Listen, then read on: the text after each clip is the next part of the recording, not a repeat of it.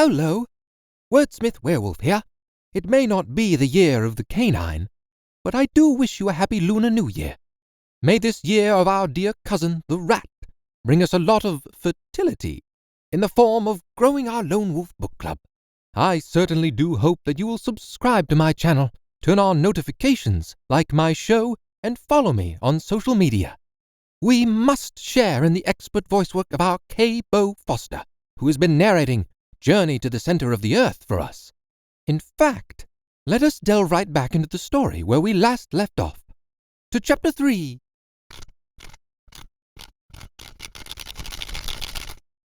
Chapter 3. The Runic writing exercises the professor. "Undoubtedly it is Runic," said the professor, bending his brows. "But there is a secret in it, and I mean to discover the key." A violent gesture finished the sentence. "Sit there," he added, holding out his fist towards the table. "Sit there and write." I was seated in a trice. "Now, I will dictate to you every letter of our alphabet which corresponds with each of these Icelandic characters. We will see what that will give us. But by St. Michael, if you should dare to deceive me—" The dictation commenced. I did my best. Every letter was given to me one after the other, with the following remarkable result. MM.RNLLS ESREVEL SEECLD SGTSSMF VNTEIEF EKT, SAMN ATRATES NIEDRKE EMTNAEL NVAECT SAODRRN ATSAAR period NVCRC RRILSA CCRMI EEVTVI IEAABS DT, IAC OSEIBOFRANTV KEDIIL. When this work was ended, my uncle tore the paper from me and examined it attentively for a long time. "What does it all mean?" he kept repeating mechanically. Upon my honor, I could not have enlightened him. Besides, he did not ask me, and he went on talking to himself. "This is what is called a cryptogram, or cipher," he said, "in which letters are purposefully thrown in confusion, which, if properly arranged, would reveal their sense. Only think that under this jargon there may lie concealed the clue to some great discovery." As for me, I was of opinion that there was nothing at all in it, though, of course, I took care not to say so. Then the professor took the book and the parchment and diligently compared them together. "These two writings are not by the same hand," he said. "The cipher is of later date than the book, an undoubted proof of which I see in a moment. The first letter is a double M, a letter which is not to be found in Turleson's book, and which was only added to the alphabet in the 14th century. Therefore, there are 200 years between the manuscript and the document." I admitted that this was a strictly logical conclusion. "I am therefore led to imagine," continued my uncle, "that some professor of this book wrote these mysterious letters. But who was that professor? Is his name nowhere to be found in the manuscript?" My uncle raised his spectacles, took up a strong lens, and carefully examined the blank pages of the book. On the front of the second, the title page, he noticed a sort of stain which looked to be like an ink blot. But in looking at it very closely, he thought he could distinguish some half-effaced letters. My uncle at once fastened upon this as the center of interest, and he labored at that blot until by the help of his microscope he ended by making out the following runic characters, which he read without difficulty. "Arni Saknussemm!" he cried in triumph. "Why, that is the name of another Icelander, a savant of the 16th century, a celebrated alchemist." I gazed at my uncle with satisfactory admiration. "Those alchemists," he resumed, "Avicenna, Bacon, Lully, Paracelsus, were the real and only savants of their time.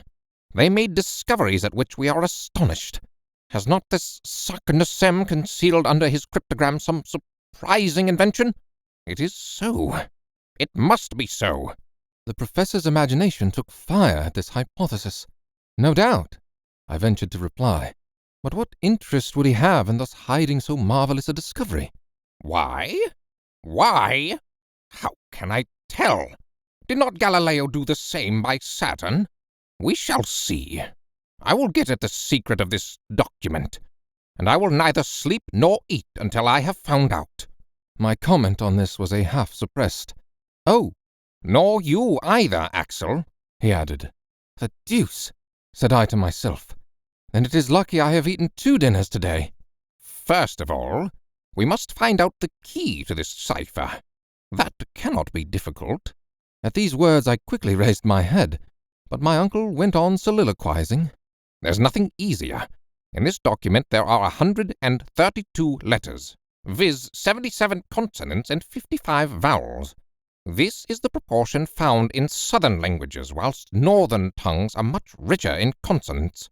Therefore, this is a southern language. These were very fair conclusions, I thought. But what language is it? Here I looked for a display of learning, but I met instead with profound analysis. This Saknussemm, he went on, was a very well-informed man. Now, since he was not writing in his own mother tongue, he would naturally select that which was currently adopted by the choice spirits of the 16th century. I mean Latin. If I am mistaken, I can but try Spanish, French, Italian, Greek, or Hebrew. But the savants of the 16th century generally wrote in Latin. I am therefore entitled to pronounce this a priori, to be Latin. It is Latin. I jumped up in my chair. My Latin memories rose in revolt against the notion that these barbarous words could belong to the sweet language of Virgil. Yes, it is Latin, my uncle went on. But it is Latin confused and in disorder. Perturbata su inordinata, as Euclid has it. Very well, thought I. If you can bring order out of that confusion, my dear uncle, you are a clever man. Let us examine carefully, said he again, taking up the leaf upon which I had written. Here is a series of 132 letters in apparent disorder. There are words consisting of consonants only, as N, R, R, L, L, S. Others, on the other hand, in which vowels predominate, as for instance the 5th, U, N, E, E, I, E, F. Or, for the last but one, O, S, E, I, B, O. Now, this arrangement has evidently not been premeditated. It has arisen mathematically in obedience to the unknown law which has ruled in the succession of these letters. It appears to me a certainty that the original sentence was written in a proper manner, and afterwards distorted by a law which we have yet to discover. Whoever possesses the key of this cipher will read it with fluency. What is that key? Axel, have you got it? I answered not a word, and for a very good reason. My eyes had fallen upon a charming picture, suspended against the wall, the portrait of Grauben. My uncle's ward was at that time at Altona, staying with a relation, and in her absence I was very downhearted. For, I may confess it to you now, the pretty Virlandaise and the professor's nephew loved each other, with a patience and calmness entirely German. We had become engaged, unknown to my uncle, who was too much taken up with the geology to be able to enter into such feelings as ours. Grauben was a lovely blue-eyed blonde, rather given to gravity and seriousness, but that did not prevent her from loving me very sincerely. As for me, I adored her, if there is such a word in the German language. Thus it happened that the picture of my pretty Virlandaise threw me, in a moment, out of the world of realities into that of memory and fancy. There looked down upon me the faithful companion of my labours and my recreations. Every day she helped me to arrange my uncle's precious specimens. She and I labelled them together. Mademoiselle Grauben was an accomplished mineralogist. She could have taught a few things to a savant. She was fond of investigating abstruse scientific questions. What pleasant hours we have spent in study, and how often I envied the very stones which she handled with her charming fingers. Then, when our leisure hours came, we used to go out together and turn into the shady avenues by the Ulster, and went happily side by side up to the old windmill, which forms such an improvement to the landscape at the head of the lake. On the road we chatted hand in hand, I told her amusing tales, at which she laughed heartily. Then we reached the banks of the Elbe, and after having a bid good-bye to the Swan, sailing gracefully amidst the white water-lilies, we returned to the quay by the steamer. That is just where I was in my dream, when my uncle, with a vehement thump on the table, dragged me back to the realities of life. "Come," said he, "the very first idea which could come into anyone's head to confuse the letters of a sentence would be to write the words vertically instead of horizontally." "Indeed," said I. "Now, we must see what would be the effect of that, Axel. Put down upon this paper any sentence you like, only instead of arranging the letters in the usual way, one after the other, place them in succession in vertical columns, so as to group them together in 5 or 6 vertical lines." I caught his meaning and immediately produced the following literary wonder: LYLOAU, LOLWRB, OU, NGEV, WMDRN, EEYEA! Exclamation mark. "Good," said the professor, without reading them. "Now, set down those words in a horizontal line."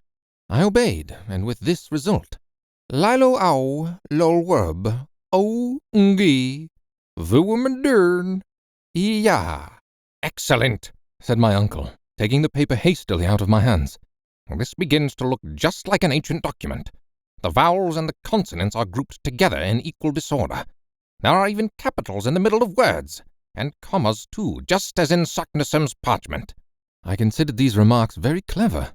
"Now," said my uncle, looking straight at me, "to read the sentence which you have just written, and with which I am wholly unacquainted, I shall only have to take the first letter of each word, then the second, the third, and so forth." And my uncle, to his great astonishment and my much greater, read, "I love you well, my own dear Gräuben." "Hallo!" cried the professor. Yes, indeed, without knowing what I was about, like an awkward and unlucky lover, I had compromised myself by writing this unfortunate sentence. "Aha! You are in love with Gräuben?" he said, with the right look for a guardian. No, I stammered. "You love Gräuben," he went on once or twice dreamily.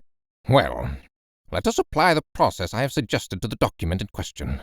My uncle, falling back into his absorbing contemplations, had already forgotten my imprudent words. I merely say imprudent, for the great mind of so learned a man, of course, had no place for love affairs, and happily the grand business of the document gained me the victory. Just as the moment of the supreme experiment arrived, the professor's eyes flashed right through his spectacles. There was a quivering in his fingers as he grasped the old parchment. He was deeply moved. At last he gave a preliminary cough, and with profound gravity, naming in succession the first, then the second letter of each word, he dictated me the following: "Mes Vunka, Senra Ice of Dock, Segnetam Merventon, Eckert Serite, Rotai Sadva, Ed Nexed Sadni, La Carte Ni, Luvel Surat Trak, Sabamove to Bild Mek, Maritark Silv Cold, Sleffen Snoll." I confess I felt considerably excited in coming to the end. These letters, named one at a time, had carried no sense to my mind. I therefore waited for the professor with great pomp to unfold the magnificent but hidden Latin of this mysterious phrase. But who could have foretold the result? A violent thump made the furniture rattle, and spilt some ink, and my pen dropped from between my fingers. "That's not it!" cried my uncle. "There's no sense in it." Then, darting out like a shot, bowling downstairs like an avalanche, he rushed into the Königstrasse and fled. Oh, how very embarrassing for our Axel, to have one's secret heart revealed in such a hasty manner, only to be forgotten so easily. Lone wolves, I must confess, my heart stopped and stuttered at that familiar moment. How I wish I could soothe the pangs of my own heart by venturing off into a great expedition. Alas, I am more than content to forget my worries, if only temporarily, by sharing this journey with you, dear lone wolves, through these tales. Tune in next Werewolf Wednesday, lone wolves, for Chapter 4 of Journey to the Center of the Earth, written by Jules Verne, translated by Frederick Amadeus Malleson, and narrated by voice talent K. O. Foster.